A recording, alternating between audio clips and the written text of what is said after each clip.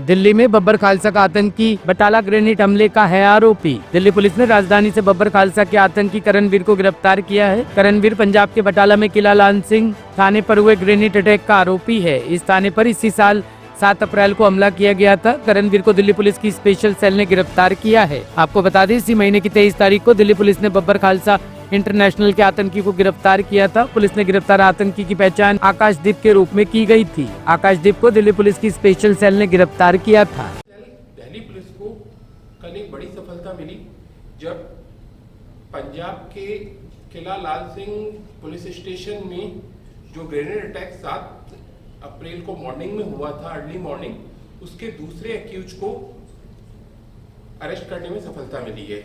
इस एक्यूज का नाम है करमबीर एलियस करण, जो 22 साल का है और अमृतसर का रहने वाला है। ये इस क्रम में स्पेशल सेल एनडीआर द्वारा दूसरी गिरफ्तारी है। इससे पूर्व एक और एक्यूज जो कि आकाशदीप एलियस बाज था, उसको इंदौर से अरेस्ट किया गया था 22 तारीख को। इस क्रम में मैं आपको बतलाना चाहूंगा कि ये जो ग्रेनेड अटैक हुआ था, इसकी जिम्मेदारी बीकेआई ने बाद में ली थी नेक्स्ट अगले दिनों के अंदर, और उसमें दिल्ली के लिए भी थ्रेट के लिए वार्निंग थी, दिल्ली के लिए भी। उसके बाद से ही स्पेशल सेल एनडीआर ने इसके ऊपर काम शुरू किया और कल ये दूसरी अरेस्ट पंजाब के गुरदासपुर से की गई। इस पर्सन करणवीर के बारे में मैं बताना चाहूंगा। करणवीर जो व्यक्ति है, ये जो बीकेआई के मेन हैंडलर हैं, उनके साथ डायरेक्ट सोशल मीडिया ऐप के थ्रू जुड़ा हुआ था और वहां से डायरेक्ट इंस्ट्रक्शन ले रहा था। और इसके अलावा बीकेआई के लिए अन्य यूथ को रिक्रूट करने में इसका योगदान था। इसने पिछले साल 2024 में वेस्ट एशिया के कंट्री के अंदर भी काफी लंबी विजिट की थी, काफी लंबे टाइम तक वहां रुका था ये। इसके अलावा इसके पास इस ग्रेनेड अटैक के रिगार्डिंग पैसे का भी, इसके पास पैसा भी पहुंचाया गया था बीकेआई के द्वारा, जो मेन रिसीवर था पैसे का इस एक्ट के लिए। और जो मेन एक्यूज थे जिन्होंने ग्रेनेड अटैक थाने पे किया था, उनको थाने के अटैक से जस्ट पहले के 2-3 दिन में इस एक्यूज ने ही अपने घर पे ठहराया था। इसी के घर से निकलकर अमृतसर के ये अटैक करने के लिए 6 तारीख को इसके घर से निकलकर 7 तारीख को अर्ली मॉर्निंग में इस अटैक को, ग्रेनेड अटैक को अंजाम दिया गया था।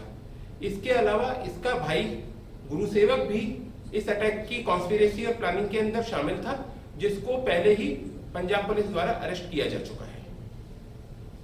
सर, कितनी ट्रांजैक्शन हुई? ट्रांजैक्शन ठीक ठाक क्वांटिटी में है, इनकी अलग अलग टुकड़ों में है, कुछ हजारों के अंदर है, कभी 20,000, 25,000, 50,000, अलग अलग ट्रांजैक्शन के अंदर, अलग अलग टाइम के अंदर है इनकी। और दिल्ली को लेकर क्या थ्रेट था सर? दिल्ली को लेकर थ्रेट ये था कि इन लोगों के साथ बीकेआई ने जो इस इंसिडेंट के बाद जो क्लेम किया था सोशल मीडिया पे, उसमें दिल्ली के लिए भी वार्निंग दी गई थी। उसके बाद से स्पेशल सेल काम कर रही है।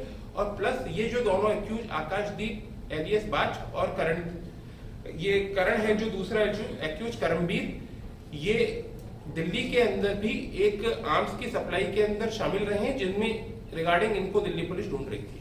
सर, दिल्ली में जो थ्रेट आया था, क्या वो पुलिस स्टेशन को लेकर था या किसी और जो सरकारी बिल्डिंग्स को लेकर था या किसी? नहीं, वो एक जनरल टाइप का थ्रेट था। जिस सोशल मीडिया मैसेज में इन्होंने क्लेम लिया था इस इंसिडेंट का, उसी मैसेज की लास्ट की लाइनों में इन्होंने दिल्ली का जिक्र किया। तब से बीकेआई के टच में था ये दोनों आपस में बात? ये करीब 2 साल से बीकेआई के टच में कैसे है, आया था सर?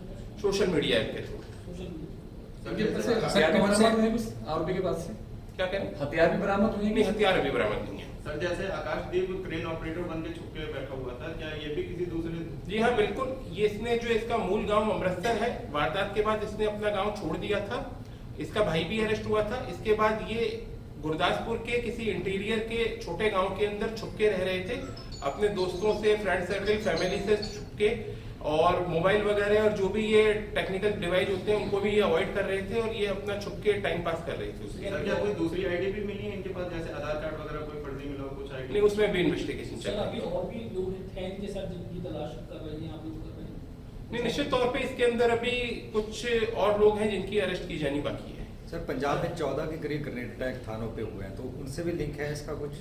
नहीं, अभी इसकी इंटरोगेशन चल रही है इससे, क्योंकि इसको कल ही अरेस्ट किया है, तो अभी इंटरोगेशन चल रही है। सर, पिछले कुछ सालों से लगातार बीकेआई हो गए या बब्बर खालसा के संगठन हो गए, 15 अगस्त को लेकर उनका थ्रेट आता रहता है, अलर्ट आते रहते हैं। इस बार भी ऐसा कोई थ्रेट है इनको लेकर या कुछ ऐसे चेहरे जिनको आप आइडेंटिफाई करेंगे, नए पोस्टर जारी होंगे इस बार?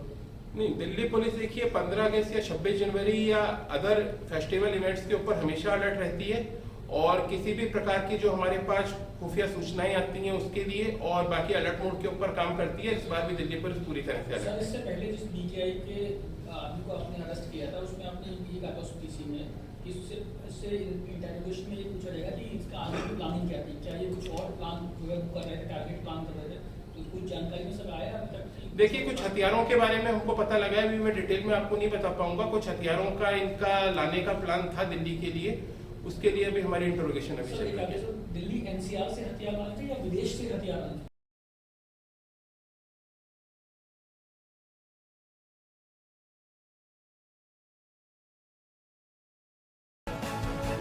HS24 न्यूज ब्यूरो के लिए दिल्ली से हेमंत कुमार की रिपोर्ट।